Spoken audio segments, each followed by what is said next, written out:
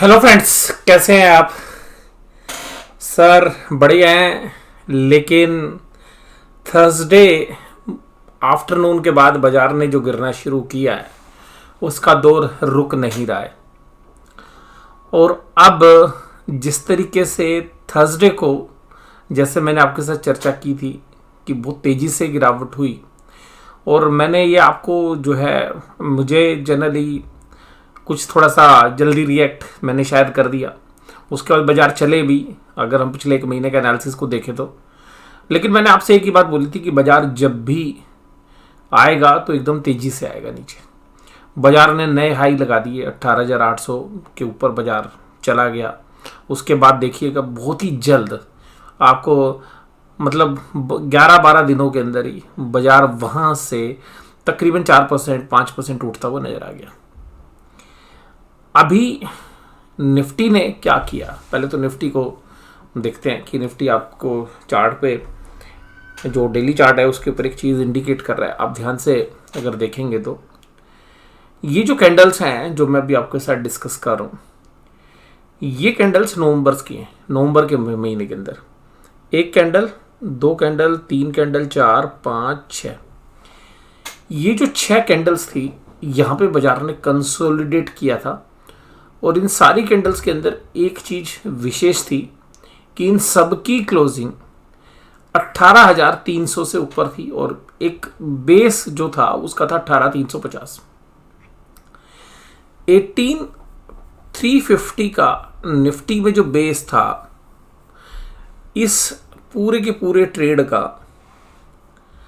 और अगर आप पीछे भी जाएं, अगर 1-1.5 साल पहले चार्ट के अंदर, तो वहां पर भी कुछ इसी तरीके का फॉर्मेशन आपको मिलेगा।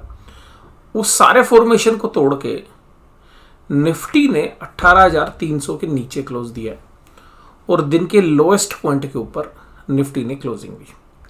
अब ये जो निफ्टी की क्लोजिंग है ये क्या इंडिकेट कर रही है? देखिएगा, मैं तो आपको पता ही है कि मैं आपको पहले बोल रहा था कि जब आपको मंदी नजर आ जाएगी तो आप मंदी बना ही नहीं पाओगे, और मंदी जब तक लोग बात करेंगे तब तक बाजार 400-500 पॉइंट गिर चुका होगा। और सबसे खास बात यह है कि जब सब लोग तेजी कर रहे होते हैं, बड़े प्लेयर उसी में धीरे धीरे मंदी बना रहे होते हैं, कैश मार्केट में माल खरीद रहे होते हैं और फ्यूचर्स में अपनी पोजीशंस को शिफ्ट कर रहे होते हैं, और बाद में उसी माल को छोड़ देते हैं ऊपर के रेट पे, जैसा कि अभी प्रतीत भी हो रहा है। अगर आप निफ्टी के पिछले 10 से 12 दिन के ट्रेड्स देखेंगे, सारी कैंडल्स, तो उनका झुकाव आपको सब नीचे की तरफ मिलेगा। लेकिन जब यहां से बाजार चला था इस कंसोलिडेशन के बाद, तो ऐसी चर्चाएं आपने मीडिया में सुनी थी कि भाई अब तो जबरदस्त ब्रेकआउट हुआ है, अब तो बाजार 20,000 19,500 की बातें होने लगी थी।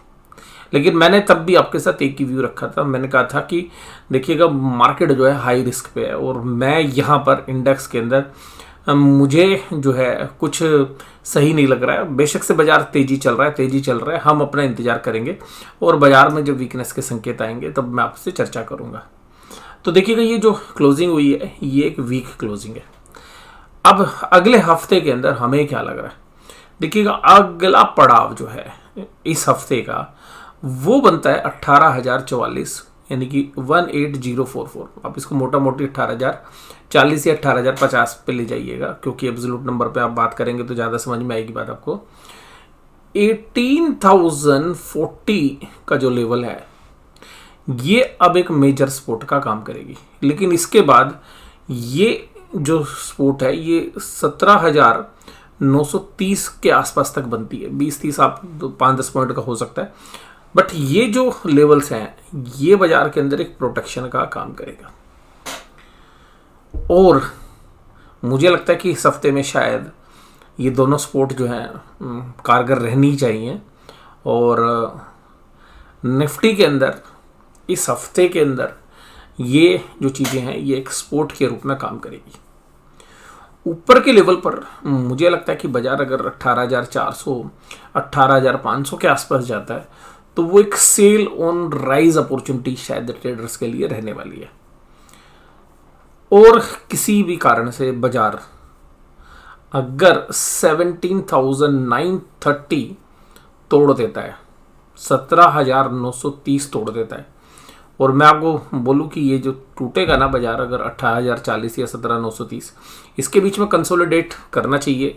अगर हम ट्रेडिंग पैटर्न्स देखें पीछे के, तो मुझे लगता है कि 1.5-2 दिन जो है इसके आसपास लगना चाहिए। मतलब 2 दिन के आसपास का समय 18,040 और 17,930 के बीच में कम से कम लगना चाहिए, अगर बाजार 18,040 को तोड़ के काम करता है।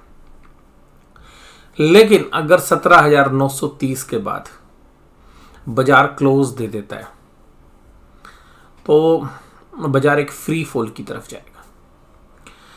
इस फ्री फॉल का जो भी अंत होगा, जहां पर भी हो सकता है वो 16,000 पे हो, वो 17,500 पे तो मैं नहीं कहूँगा, क्योंकि अगर बाजार इतना जाएगा तो फिर ये जो बेस है जो 17,000 के आसपास का बनता है, तो 17,000 हो, 16,800, 17,100, 17,200 यहाँ पे पड़ाव बनेगा। यानी कि फिर आपको जो एक फॉल है वो सीधा 800-900 पॉइंट का और फॉल नजर आएगा, और वो एक पैनिक सेल लाइक सिचुएशन बन जाएगी ट्रेडर्स के लिए।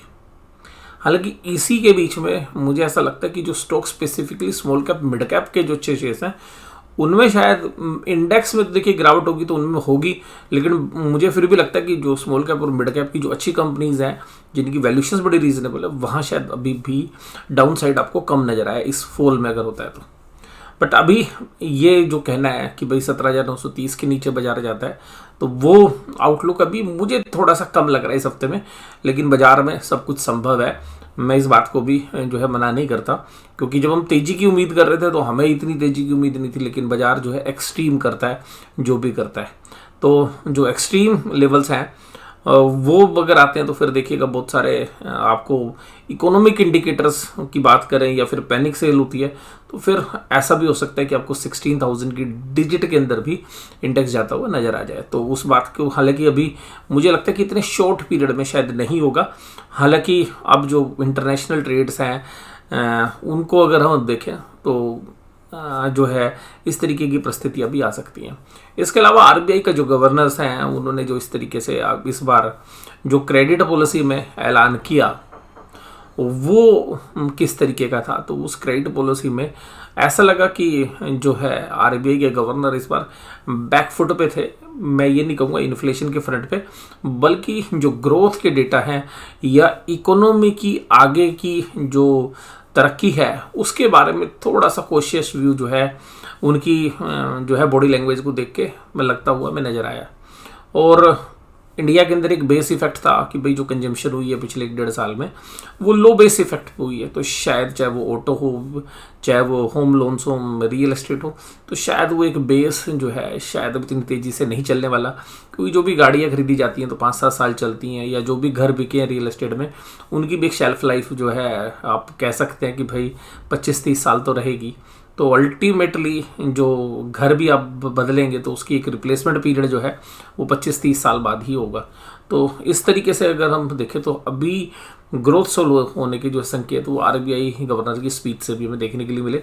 और इंटरनेशनली भी अगर हम एक्सपोर्ट इंपोर्ट की बात करें तो वो जो है माहौल इंडिया से बाहर थोड़ा सा कमजोर है। तो हालांकि फंडामेंटल बेसिस पे और अगर हम टेक्निकल बेसिस पे भी बात करें तो फंडामेंटल्स तो देखिएगा वीक है, और अभी तक टेक्निकल्स बहुत स्ट्रॉन्ग चल रहे थे। अगर अब 1 महीने पहले जाएं या 20 दिन पहले जाएं तो आप टेक्निकली तो कहेंगे कि बाजार बहुत था, फंडामेंटल्स तो जब भी अच्छे नहीं थे, बट टेक्निकल्स ये बयां कर रहे थे कि नहीं भाई फंडामेंटल बेशक से खराब है, हम आगे ही चलेंगे।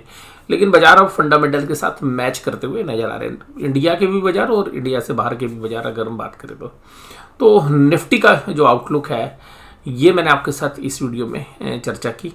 और नेक्स्ट वीक वीडियो के अंदर मैं बैंक निफ्टी की या जो बाकी जो चर्चा है वो आपके साथ करूंगा। तो इस एनालिसिस को आप एंजॉय करिए, और अगली चर्चा के अंदर हम बैंक निफ्टी की बात करेंगे, और जैसे इकोनॉमी के बारे में मुझे लग रहा है वो मैं आपके साथ एलोबरेट कर रहा हूँ।